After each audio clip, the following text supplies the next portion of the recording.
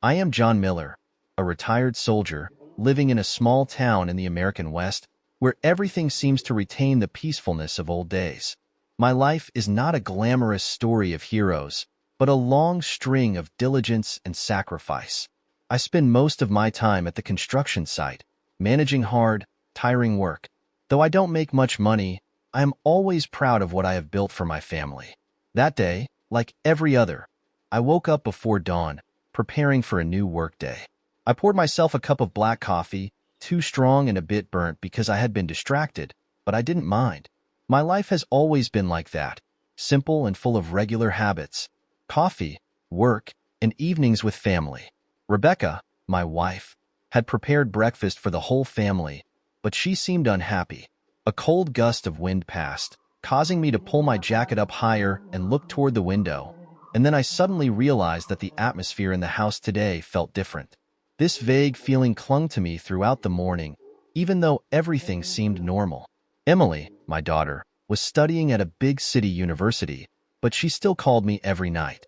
Everything in the house was stable, until the call came. The phone rang, breaking the morning silence. An unfamiliar number appeared on the screen. I picked up the phone, holding it as if I had already guessed what was coming. "Hello, Mr. Miller. I'm a nurse at Memorial Hospital. Your daughter, Emily, has been brought into the emergency room. Please come immediately." A terrible shock hit my heart. I didn't have time to ask any more questions, only able to say a short sentence. What happened to her? Why is she at the hospital?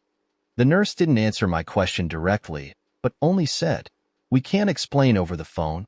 Please come right away." I put the phone down on the table, my heart stopping for a second. I thought my peaceful life would never change, but now I knew everything had begun to unravel.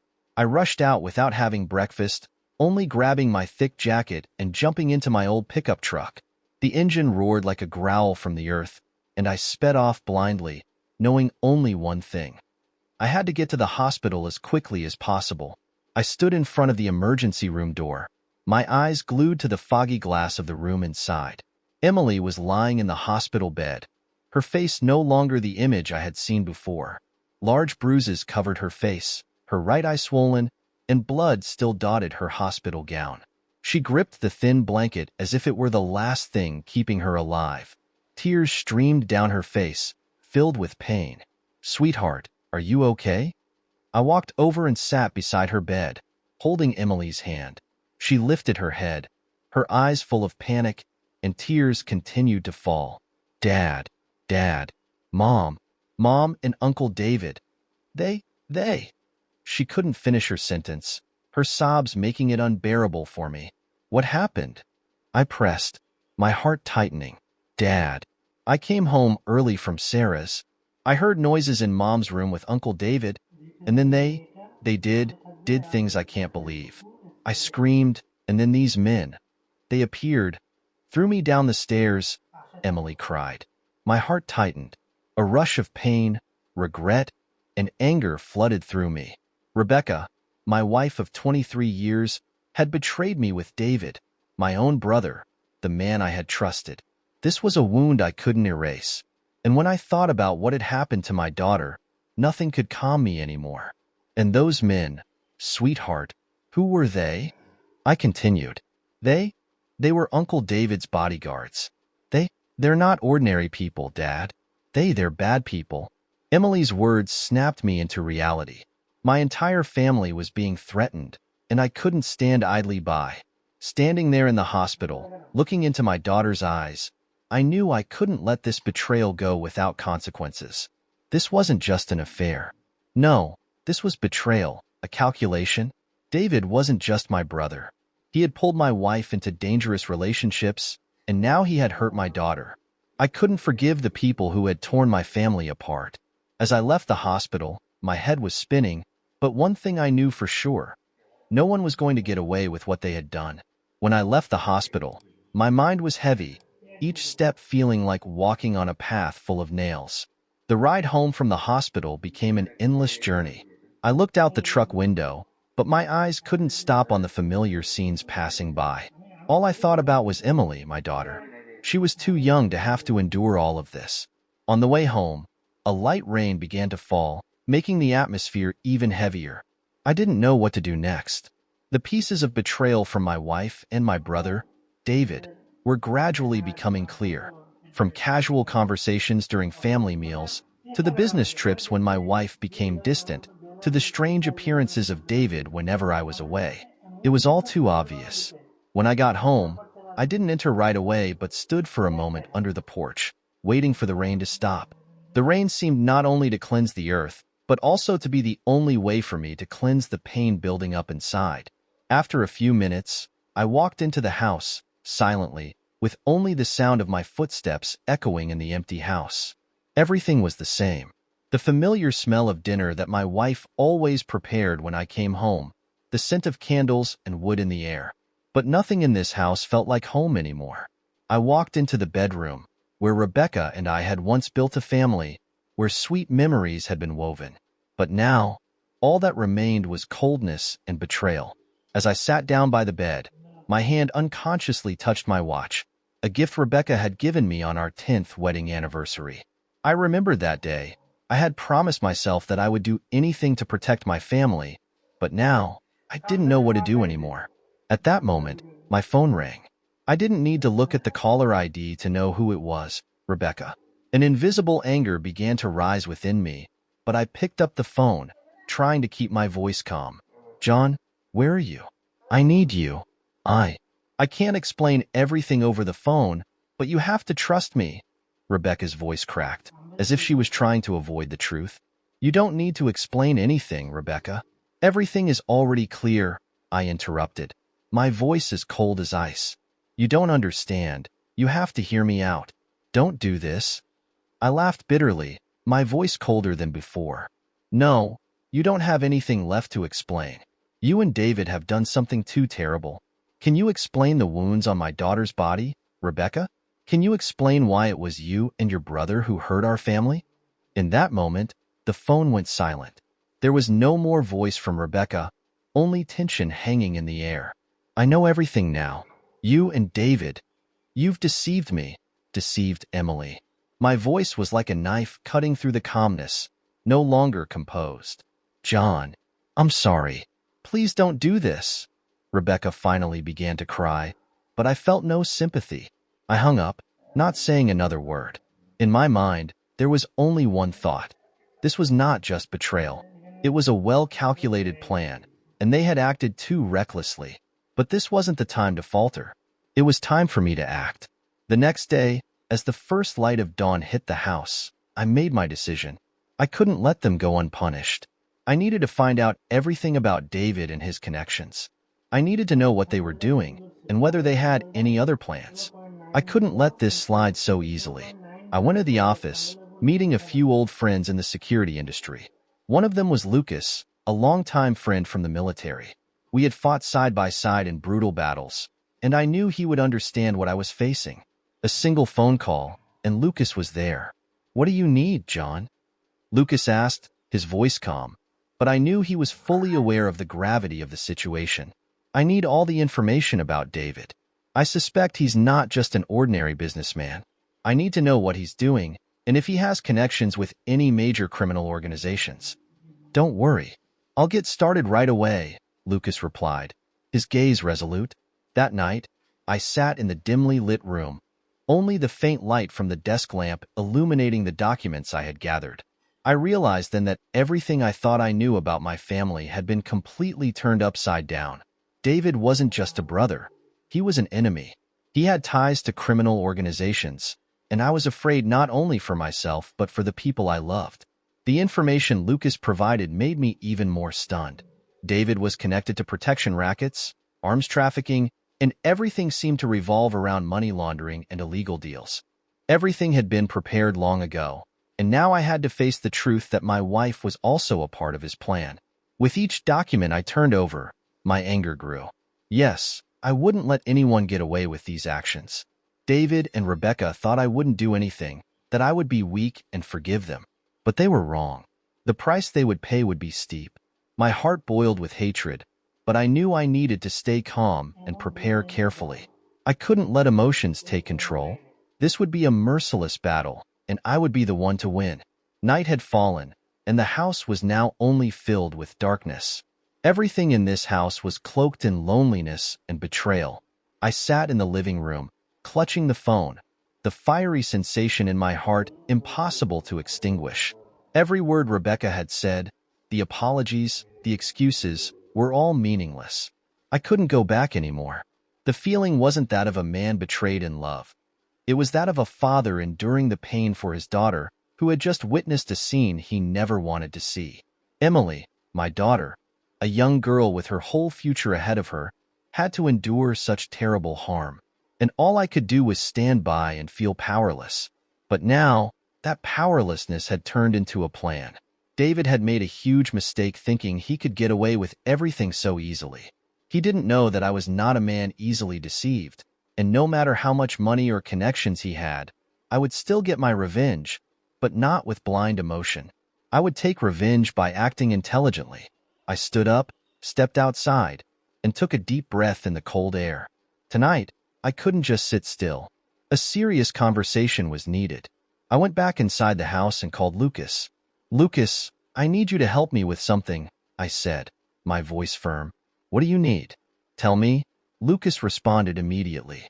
"I need you to help me gather more information about David's connections with underground organizations. I also need to know who among his associates might be accessible to me." I paused for a moment before continuing, "Be careful. These people aren't to be taken lightly. They might have connections with the police and government officials." Lucas was silent for a moment before replying, "I understand. Let me start right away." I hung up the phone and began making my plans. This wouldn't be a simple act of revenge. I didn't just want to cause pain for David and Rebecca without consequences.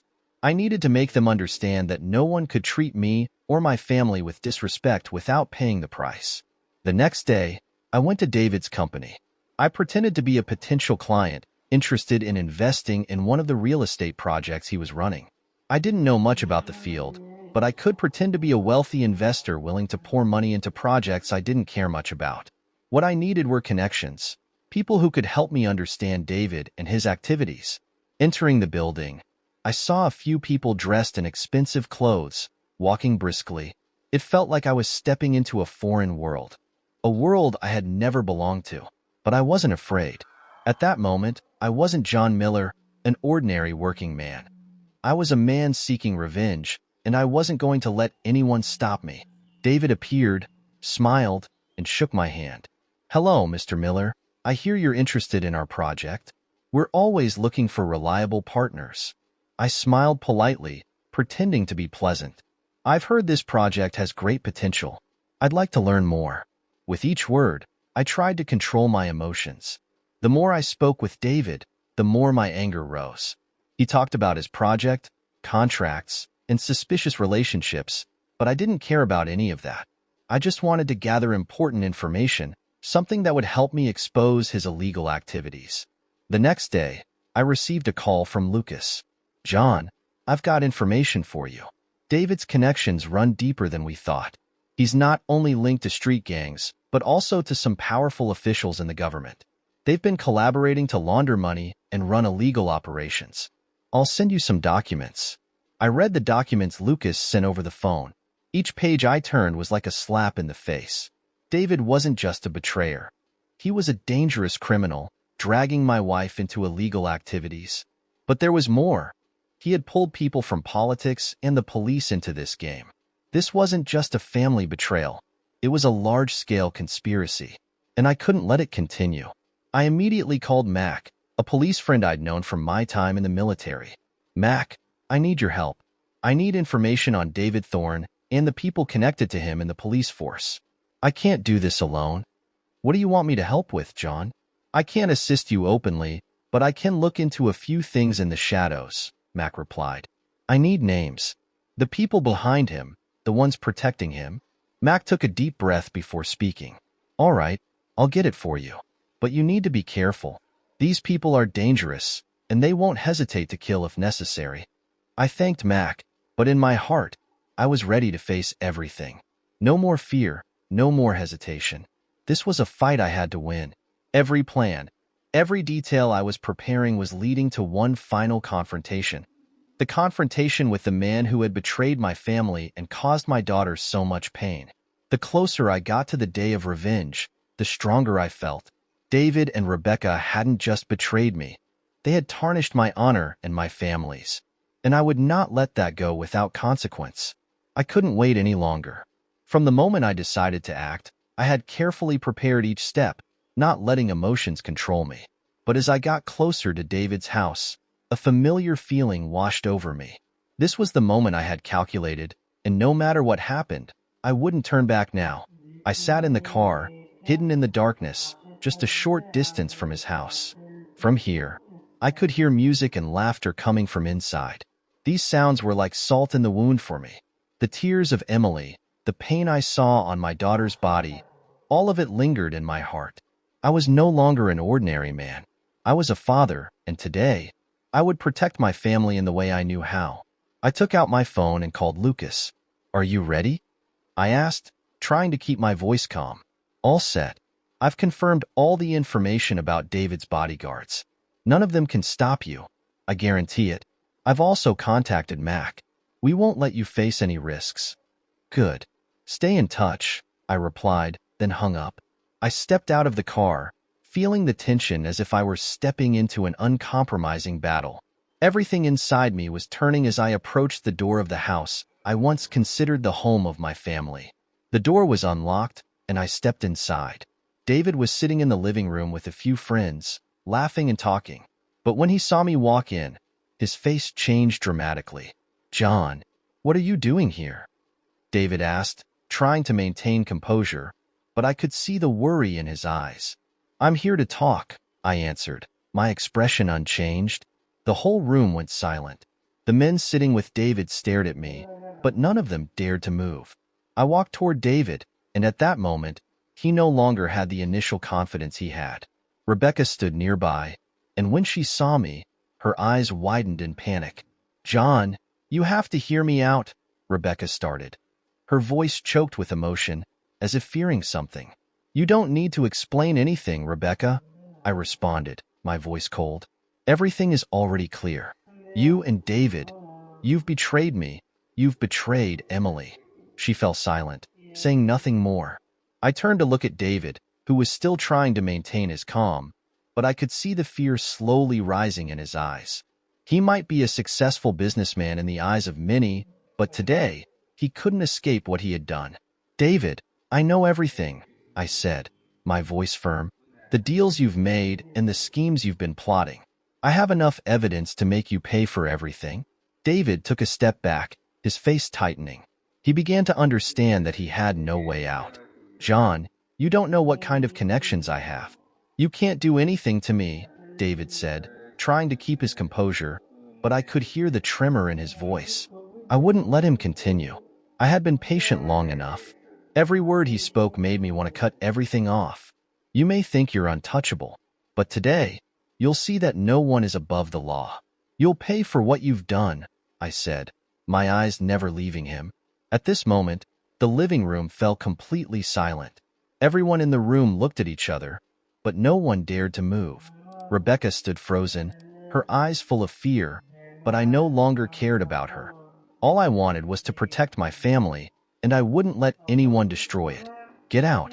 You're no longer my wife," I turned and said to Rebecca, my voice full of coldness. She looked at me, her eyes filled with fear, but she didn't say anything. With heavy steps, she slowly retreated toward the door. Both she and David knew that what they had done had crossed the line. As I walked out, without looking back, I knew that a chapter of my life had come to an end. I didn't feel joy. I didn't feel satisfaction. The pain was still there, but I had done what I needed to do. I had protected my daughter. I had brought justice back to my family. As I drove home, the surrounding space seemed silent, but in my heart, I felt a sense of release. No more regrets, no more fear. I was never the one to be betrayed. I am a father, a protector of my family, and I will always stand up for the people I love. The next day, the early light filtered through the window, but in this house, everything seemed to have quieted down. No more laughter, no more hurried conversations. The house now felt like an empty shell, the smell of arguments, betrayal, and hatred lingering in the air. I sat there, in the living room, looking at the walls that once held so many family memories. Now, all that remained was emptiness. What happened last night had changed everything. I hadn't just lost my wife. I had also lost my trust in everything I had built. I reflected on everything, every moment, every glance from Rebecca, every word from David. All of it was shrouded in lies. But the feeling I have now is not one of failure. It's one of liberation. It feels like a bird that has been trapped in a cage for too long, and now it has been let out to fly free. I am no longer bound by lies or betrayal, but that feeling also hurts more than anything else. Loss is something hard to accept, but sometimes, loss is the stepping stone for us to move forward, stronger. Emily still hadn't fully recovered from the shock she had endured. She was staying with a friend during this time, and I didn't want to disturb her right now. I knew she needed time to heal from the pain, to regain peace of mind. But as a father, I also knew that I couldn't let her bear this sorrow alone. I drove to Emily's friend's house, where she was resting. The heavy feeling in my chest grew as I thought about facing my daughter. I didn't want to hurt her anymore, but I knew I couldn't keep everything quiet. She deserved to know the truth, and most importantly, she needed to understand that I would always be there for her. When I walked into Emily's friend's house, I saw her sitting on the couch, silent, her eyes still swollen from crying. She turned to look at me, and for just a second, I saw the pain in her eyes. "Dad, you're here?" Emily asked, her voice tired, as if she had been crying all night. I sat down beside her, gently holding her hand. "I'm sorry, sweetheart. I know what you've been through is really hard, and I regret not realizing sooner what was happening. But I want you to know that I will always protect you." Emily didn't respond right away. She just sat silently, trying to understand what I was saying. I could feel the hurt in her eyes, and I couldn't help but blame myself for letting things get this bad. But I knew I couldn't change the past. I could only move forward and protect my daughter. "Dad, Mom. Mom's not who I thought she was," Emily whispered, her voice breaking. "I can't believe she did this to you." Emily's words struck deep into my heart. I couldn't deny that I had loved Rebecca very much, but I also understood that love couldn't cover up the truth. And the truth was that Rebecca had betrayed the entire family, leaving an irreparable wound. "You're not wrong, but I want you to understand that no matter what happens, I will always be the one by your side," I said, my voice firm. "I will always protect you, sweetheart. Anyone who harms you, I won't let them get away with it." Emily looked at me for a long while, then finally nodded softly. Though she was still in pain, I knew she had begun to understand something important. David and Rebecca couldn't hurt our family anymore. That evening, I sat in the quiet house, looking out the window. I no longer felt pain, although there were still wounds in my heart that couldn't be healed. I knew that things would never be the same, but I also knew that I had done the right thing. What I had done wasn't for revenge. It was to protect the most important thing in my life, my family. The night breeze blew through the window, bringing with it a strange sense of peace. I closed my eyes and took a deep breath. No more fear, no more haunting thoughts of the past. Everything would be all right. I would do whatever it took to help my family get through this challenge and rebuild our lives. The next day, I decided to meet with Mac. He was the only friend I could trust at this moment. He had helped me uncover David's connections, and now I needed to talk to him again. I wanted to make sure that every connection, every plot involving David would be exposed. He couldn't escape from what he had done. When I met with Mac, he already had new information. The investigation results showed that David was not just the betrayer of my family, but also involved in major criminal activities. The organizations he was linked with had significant influence in society. But now, he had no place to hide. "John, I have information on his bodyguards. These guys have criminal backgrounds, and they can't keep protecting him anymore." "Everything will be handled," Max said, his eyes serious. I nodded, feeling no more doubt. I knew my life had changed, but at least I could ensure that the people who betrayed me would pay. This would end here. David and Rebecca would no longer harm my family. That day, I sat in Mac's office, staring at the documents on the table, the information I had received about David and his illegal activities. Each page was like a punch to my conscience. David was not just a deceiver. He was a monster who had teamed up with major criminal organizations, laundering money, trafficking weapons, and possibly even involved in murders. A feeling of disgust rose inside me as I thought about how he had betrayed my family in a way I couldn't imagine. With every new discovery, I felt my anger building, but I also knew that this had to end. David had to pay, not just for what he had done to me and my family, but for the crimes he had committed against society. Mac looked at me, his concern evident on his face. John, I don't want you to face this alone. The people David is connected to are extremely dangerous. You're not just facing a betrayer, but an entire criminal empire. I was silent for a moment, then answered, my voice firmer than ever. If they want to play with me, they'd better be prepared for the consequences. I've lost everything that mattered to me already. I won't stop until they have no power left. Mac nodded, clearly not fully agreeing with me, but understanding that I was too determined to turn back. He stood up, pulled a USB drive from the drawer, and handed it to me. This is everything I found about David and his connections. We need to act fast. We can't let him react. I took the USB, thanked Mac, and left his office. The darkness of the night couldn't hide the resolve in my heart. With each step closer to my goal, I felt like the unbearable things that had been weighing on me for so long were beginning to subside. I had to do what I needed to do to protect my family, and no one would stop me. That evening, when I got home, I plugged the USB into my computer and looked through the information Mac had gathered. David truly was a criminal mastermind. His connections to international crime syndicates were no simple matter. Ledgers, records, and encrypted emails confirmed that he not only ran illegal activities, but had also pulled in government officials, even people within the police force, into his operation. At the same time, I realized that Rebecca wasn't just a family traitor. She had participated in illegal financial transactions with David. She had been laundering money, transferring funds through offshore accounts, aiding his plans. I felt a surge of rage rising within me. I couldn't let them get away with everything. A phone call startled me. It was from Emily. Dad. Mom. Mom called me. Emily's voice trembled, barely able to speak. Did you talk to her? I asked, my anxiety making it hard to stay calm. I don't know what to do, Dad. She says it's all a misunderstanding, and she wants to meet me. I can't face her, Dad. I don't understand how she could do this to us, Emily sobbed. My heart shattered hearing my daughter cry. I understood the pain she was going through. How could a child face betrayal from the person she loved most, the one who was supposed to protect her? I gritted my teeth, struggling to keep my voice steady. Don't worry, sweetheart. I'll take care of everything. You just need to rest, and I'll always be here for you. But deep down, I knew there would be a final confrontation. Rebecca had done unforgivable things, and I couldn't let her continue destroying our family.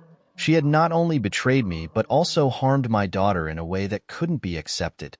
The feeling I had now was one of inevitability. Everything was coming to a head, and whether it meant sacrificing everything, I wouldn't let Rebecca and David keep running unchecked. I took out my phone and called Lucas, the only friend I trusted right now. Lucas, I need you to help me set up a meeting with people who have information on David. Everything ends in the next few days. John, you need to be careful. They won't let you off easily. People like David never just stand by. I'm ready to face it all, I replied, my voice full of resolve. At this moment, I wasn't an ordinary man anymore.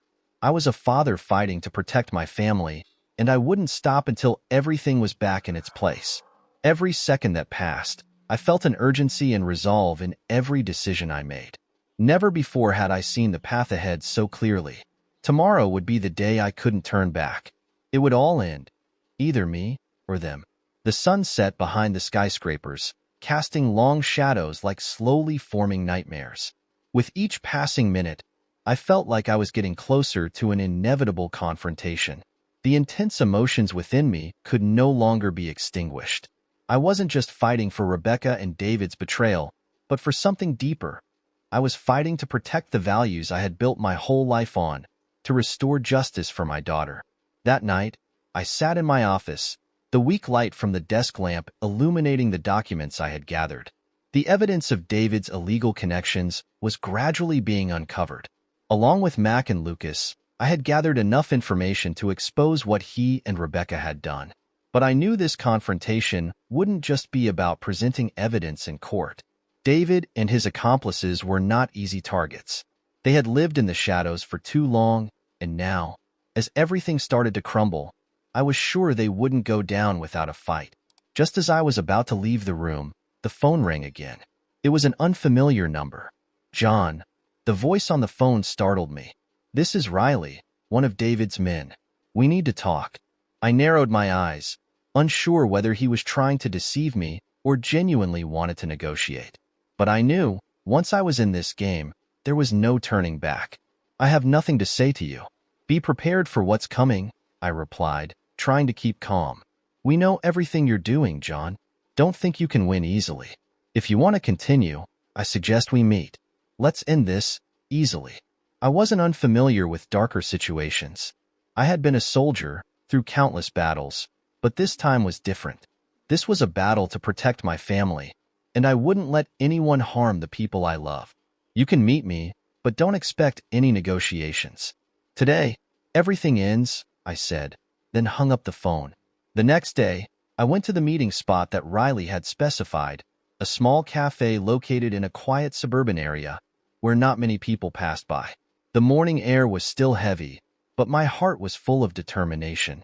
I didn't just want to face David. I wanted him to pay for everything he had done. Riley was already there early, sitting at a table in the corner. He saw me walk in and stood up, his eyes full of challenge. John, you shouldn't make everything so tense. I can help you, but it will come at a price, Riley said, his voice even but full of implication. I sat down across from him, not replying immediately. My eyes locked with his, with no hesitation. I don't need your help. I have everything I need to defeat you, I replied coldly. A long moment passed with no words spoken. Riley seemed to realize I wouldn't be easily swayed. Finally, he stood up and said with a sharp tone, Fine, then there's nothing more to say. But remember, John, the price for this won't be cheap. He left before I could say anything else. I was left sitting in the dark, my heart heavy. I knew this battle wasn't over.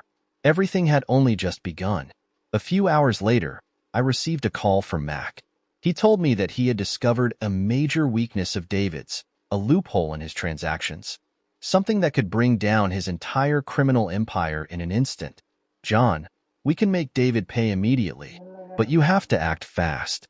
Without further hesitation, I contacted Lucas and we began planning for the final strike.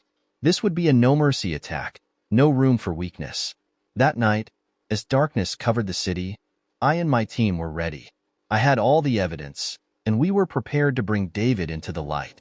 The witnesses were ready, and an important meeting of the criminals was taking place. This was our one chance to dismantle his entire criminal network. We arrived on time, silently entering the area where the meeting was happening. The team moved professionally, without a sound, without drawing attention. Everything had to go perfectly. We couldn't afford a second chance. When we entered the meeting room, everyone there was startled. David stood up, his face pale. He realized he had been trapped. I didn't say anything. I just stood there, as steady as a rock. Today is the day everything ends, I said. My eyes locked on him. David, you've hurt not just me, but my family. And now, it's time for you to pay. He no longer maintained his calm. David tried to retreat to his accomplices, but they were all surrounded. A quick takedown followed. His men had no way out, and David was escorted out, helpless, leaving behind his betrayal, greed, and guilt. When it was all over, I stood in the empty room, exhaling deeply. The sense of justice didn't come immediately, but I knew I had done the right thing. There was nothing easy about facing the darkness in life, but I had protected my family. Rebecca did not appear during the confrontation, but I knew there would be consequences. She would have to face what she had done. I looked out the window, where the light of the city faded into the night. My life might never return to what it was before, but at least now I could protect what mattered most. The following days felt endless.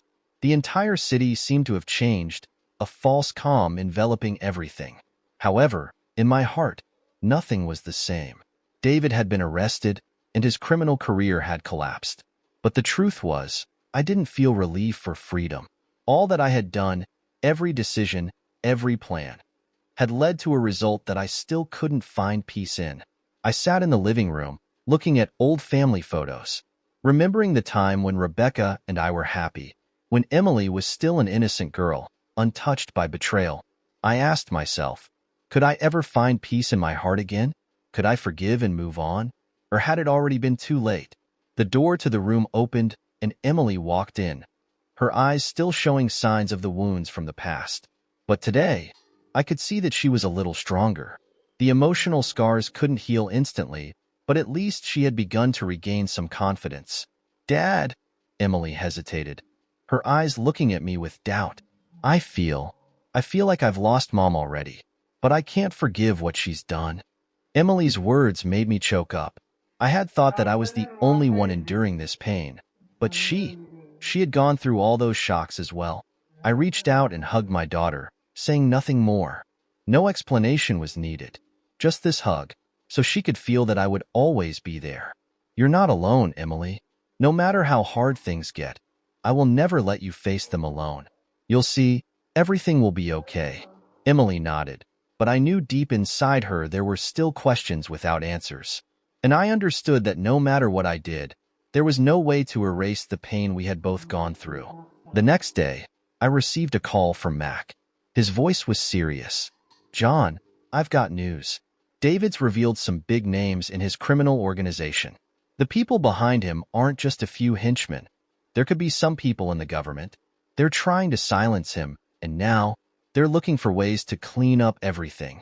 That made me stop breathing for a moment.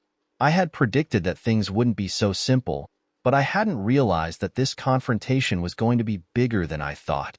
David might have been arrested, but the people behind him were still free. They wouldn't give up this game easily, and I had to be prepared to face even greater challenges. "We can't let them continue like this. I need you to help me set up a meeting with Lucas. This all has to end this week," I said, my voice firm.